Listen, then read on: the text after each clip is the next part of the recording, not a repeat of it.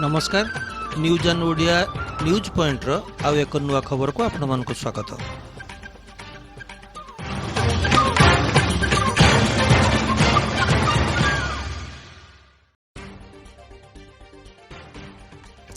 Anandmarg अंतर्जातीय relief दल पक्षर 165 असहाय परिवार को 15 दिन खाद्य किट बंटन करा जायछि।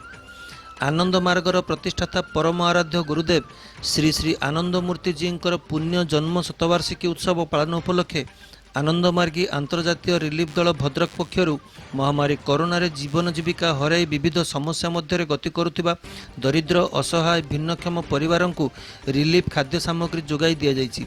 एथि उपलक्षे यह रिलीफ दल भद्रक जिलार धामनगर चांदवाली बासुदेवपुर और तिहिड़ी भली ब्लॉकर विभिन्न स्थान में पहुंची शताधिक असहाय गरीब लोकों यह खाद्य सामग्री पैकेट जोगाई।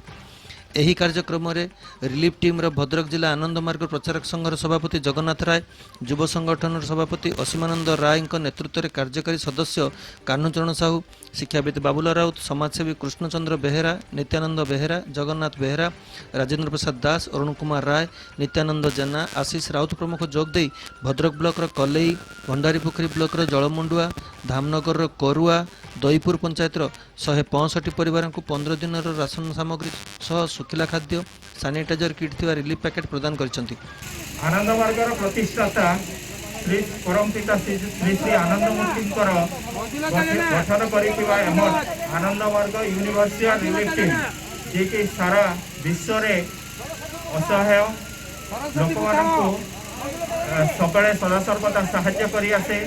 तो से आनंदमार्ग यूनिवर्सिटी रिलीफ टीम तरफ ये कोरोना महामारी समय सारा विश्व रे जन कल्याण कार्यक्रम जारी रही, जेपरिक सुखिला खाद्य एवं रंधा खाद्य आमर कोविड ये जो महामारी समय जो मैंने कि बाहर फेरी असहाय वृद्धा बुद्धि मान को साहाय्य करी। तो से कार्यक्रम आम भद्रक जिले में जारी रही। यही शिविरटी कलई पंचायत चुनिदा स्थित माँ क्षेत्रवासिनी पीठ परिसर अनुष्ठित होता। यह कार्यक्रम में नमिता दास, स्वयंप्रभा धल, विनीत परिड़ा, प्रवीर परिड़ा, पायल महारणा, प्रियंका परिड़ा प्रमुख सहयोग करते। दर्शक बंधु ए अध्याय एतिकी। आपण माने आम चैनल को सब्सक्राइब करंतु, शेयर करंतु, कमेंट करंतु। आपण मान अंचल खबर प्रसार स्क्रीन में थिबा व्हाट्सएप नंबर रे आम पाखक भिजुआल और लेखा पठांतु। नमस्कार।